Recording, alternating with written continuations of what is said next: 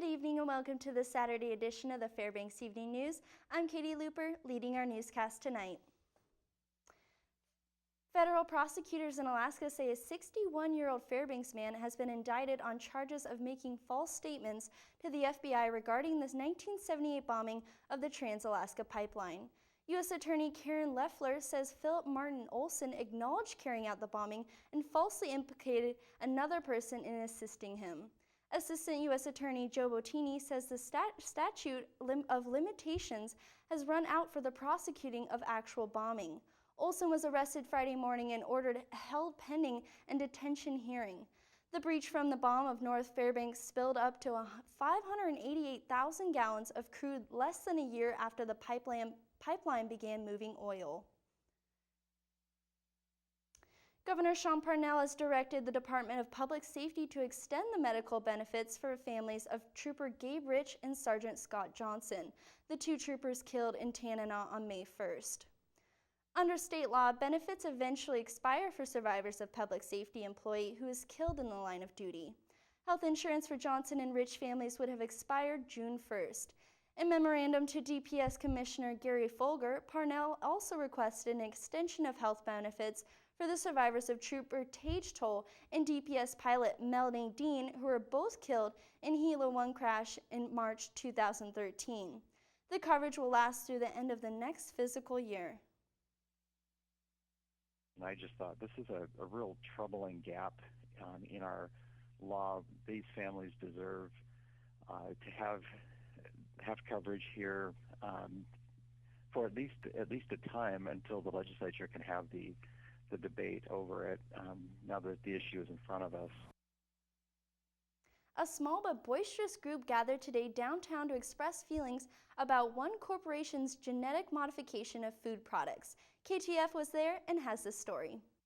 Today, activists protested at the Veterans Memorial Park to march against Monsanto. Monsanto is an agricultural company that is the leading producer of genetically modified organisms, also known as GMOs. Monsanto and others believe GMOs are beneficial to resisting weeds, pests, and diseases. They think it creates an efficient use of land, less uses of herbicides and other pesticides. However, many think it has unintended consequences that could potentially harm humans, animals, and crops severely. Dr. Scott, a local naturopathic doctor, explains some of the unintended consequences that might be arising with the use of GMOs. I mean, there's incentive to have this, to have this system go. People make money. It makes things simple. So the problem is it has these unforeseen consequences. So it's going to take solid research to prove that this is a problem. This is going to take time. Representative Scott Kawasaki is working to push a movement to ban the use of genetically modified organisms in Alaska, making it the first GMO-free state. One of the things that I did was introduce a bill dealing specifically with GMO labeling and GMO crops and GMO agriculture, based on the idea that this is something that the folks in Alaska really wanted to see moving forward. We weren't able to get a hearing this year, but the movement stands strong and the movement continues. The research into GMOs is limited so far, but many of the marchers today believe more education, awareness, and research is necessary in this issue. This is Katie Looper reporting. Fire officials say a wildfire that has burned 151 square miles on the Kenai Peninsula is threatening about 150 homes. The cabins, vacation homes, and year-round residents are in 3 communities threatened by the rapidly growing wildfire. They have been told to be ready to leave if an actual evacuation order is issued. About 50 of the homes were evacuated briefly late Friday night. The Funny Ridge fire burning in the Kenai National Wildlife Refuge is 20% contained. Local laborers were busy today getting facilities ready for Memorial Day. At the Veterans Memorial Park downtown, they are polishing brass and plaques, sweeping and painting posts and chains. The first Memorial Day service will be held at the park at 11 a.m. Monday, and they wanted it to be ready. The laborers volunteer to help at several community events throughout the year. We've got a couple of dozen volunteers out today. We've got some folks that are up at each of the cemeteries doing some cleanup. We grabbed a group to come down here and make sure everything is spruced up, cleaned up prior to any events that are going to be held on Monday. They range. We've got some vets actually had come in under helmets to hard hats into the program. We've got some active members that are veterans. Some apprentices are out here today with just a mix of all demographics of construction worker for the laborers. When we come back, the interior is pursuing the use of drones, and Pioneer Park opens its door for the first beginning of the summer. Stay with us. A UAF program will teach rural students how to use unmanned aircraft in their villages. High school students in the Upward Bound program will use these drones to map geological features, study wildlife, and learn about emerging careers in the UAV technology. The program received a $750,000 grant from the National Science Foundation, and it will begin early next month. We talked with one instructor to learn how students will use them in their villages. And we'll be using them to map changes in their home communities. So for some communities this will be coastal erosion. For other communities they'll be looking at marine mammals for subsistence purposes. Other purposes might be trail mapping. So we'll be working with students to get them engaged in this technology so they can see what type of opportunities are out there for them in the science and technology and engineering fields. One local dance studio is preparing their new students for a new production that will open next weekend. Yellow Brick Road is Alaska adaptation of the famous story, The Wizard of Oz, and is being performed by Dance Theater Fairbanks. The directors have come up with new characters, new storylines, and original ideas that are sure to add that Alaskan feel to the already well-known piece. Students with the dance studio will be performing various pieces including tap, jazz, ballet, and other styles of dance. We've taken a couple of, artistic liberties and changed things up just a little bit, and I don't want to share too much because that's part of the excitement of coming to the show and to see, how Alaskans view the Wizard of Oz and, well, really what happened with Dorothy after, she woke up from her dream and what other sorts of dreams might she have had. We actually bring Dorothy up to our frozen tundra, and she actually lives in Alaska. And I don't want to share too much more, but there are a lot of new characters, and there are some older characters that you'll recognize. Yellow Brick Road will be premiering next Friday at Dance Theater Fairbanks and house studio the Edna Weiss Theater. Shows will run through June 8th. Warmer temperatures, longer days, and mosquitoes are all signs of summer approaching. One other sign is the opening of Pioneer Park to the public today. Mike Schultz was there and has this story. It was the grand opening for the former Alaska Land. And when I say grand, I'm not exaggerating. The park has gone through some major changes. Now, when you come into the park, you're greeted by sidewalks and paving everywhere. And in particular, one sidewalk is laid out using crushed glass to resemble the Northern Lights. At noon, the crowds arrived under sunny skies and had plenty of events to choose from. Of course, the kids headed for the playgrounds, while families enjoyed the mini golf and the ever-popular merry-go-round. Meanwhile, the train was making its rounds, while musicians were busy entertaining.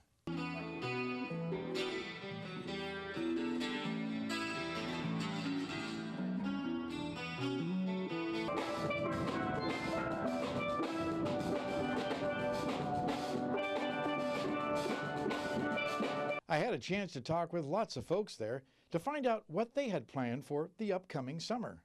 We're gonna go fishing in Valdez. Yeah. And play at Alaska Land. Yeah. And float the Chena River. Yeah. And go to Anchorage. Yeah.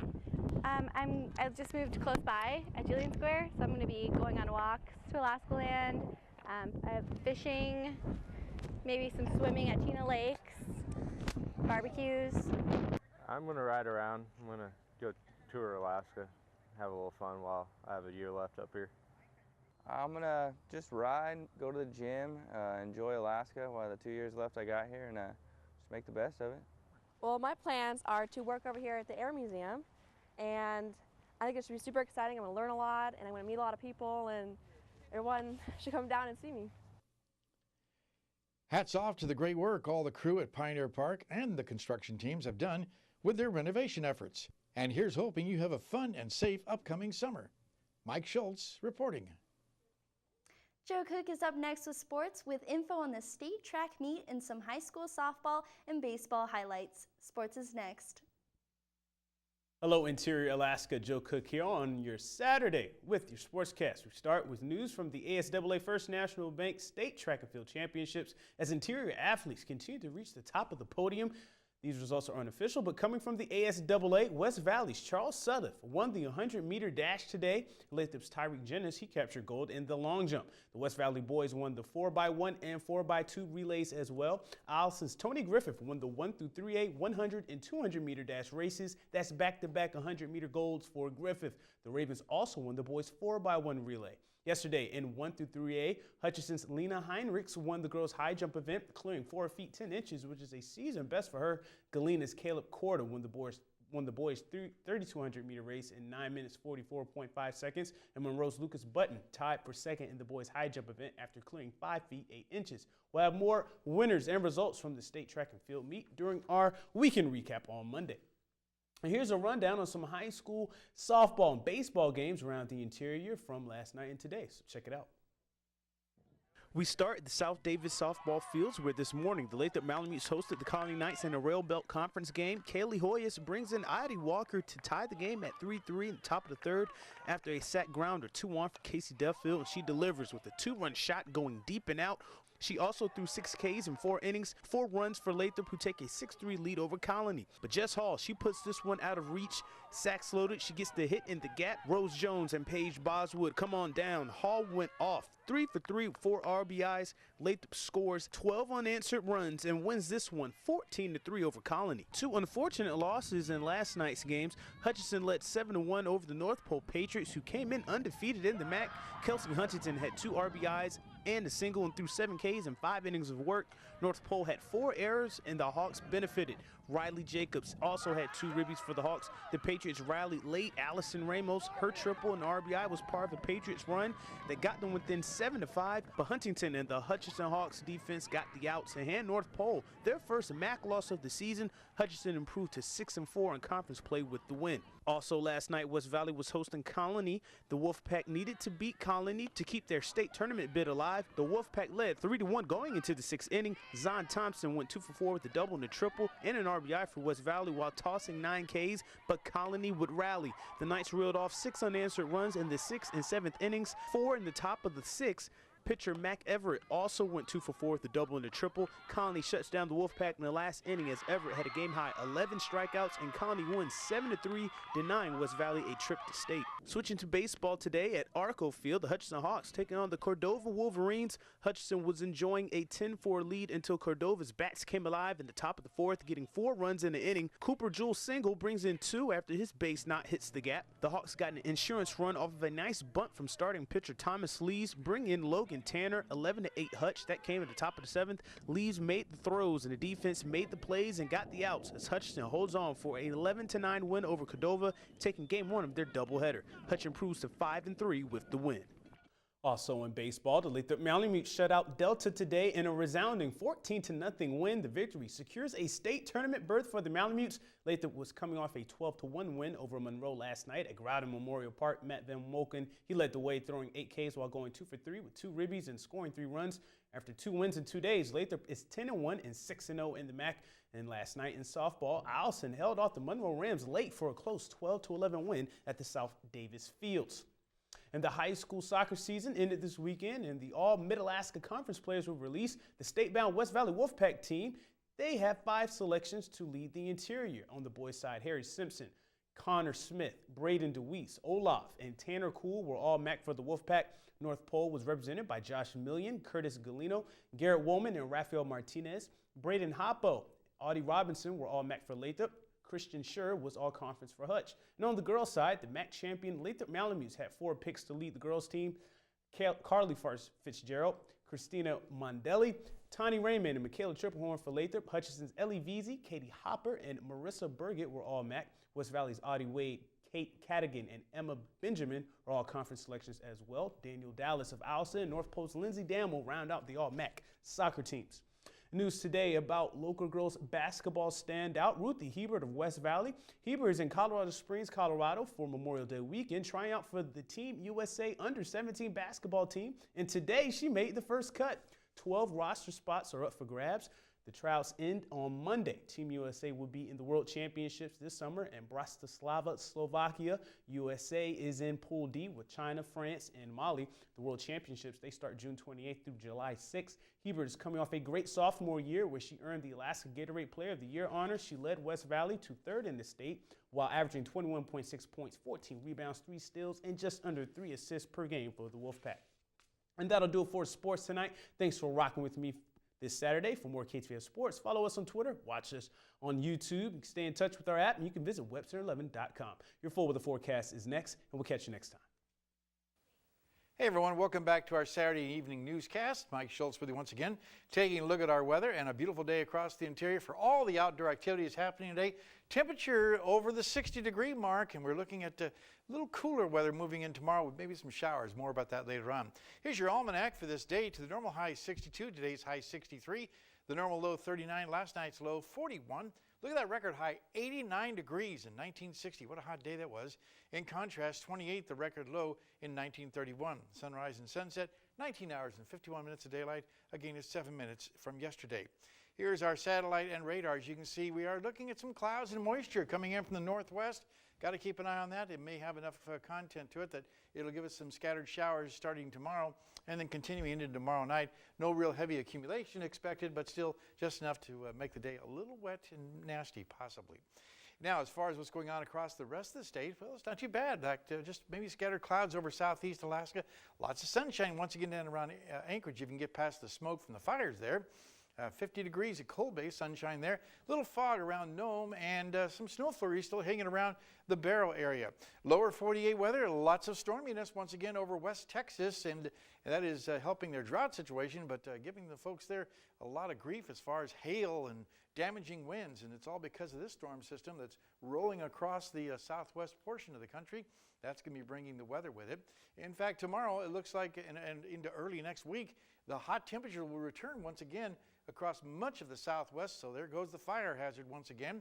The overall 5-day outlook, again calling for the jet stream to remain well to the north. When that happens, that allows all the moisture and hot temperatures to return to a large portion of the country, and that's exactly what's expected. So more rain and thunderstorms across much of the central and southern plains. Well, back to Alaska for tomorrow. In the northern section, snow showers expected at Barrow, rain showers for Nome and Fort Yukon. Here in the interior, we'll be looking at, for the most part, scattered rain showers for Healy, Delta Junction, and Fairbanks. About a 40% chance of that happening. Over southeast Alaska, sunny skies expected for Juneau, and mostly cloudy skies in Ketchikan. While over to the southwest, it looks like, for the most part, partly cloudy skies at Bethel and Cold Bay, and mostly sunny skies in the Kodiak region. And heading on down to the Anchorage Bowl, once again, smoke a problem in the the Anchorage area. Also around Homer, partly cloudy skies expected at Valdez. Okay, time once again for our forecast for tonight. As you can see, we're looking at 45 for the overnight low with increasing clouds into the morning hours. Tomorrow's forecast, a pretty good forecast, except a little cooler than today. 58 degrees and some scattered showers.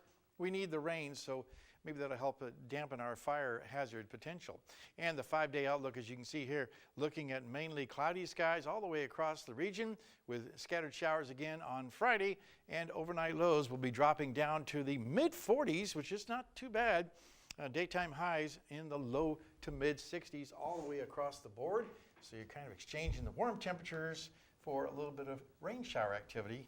But like I said before, we need that definitely for our fire hazard situation going on. Good, Mike. Yeah, nice day today, though.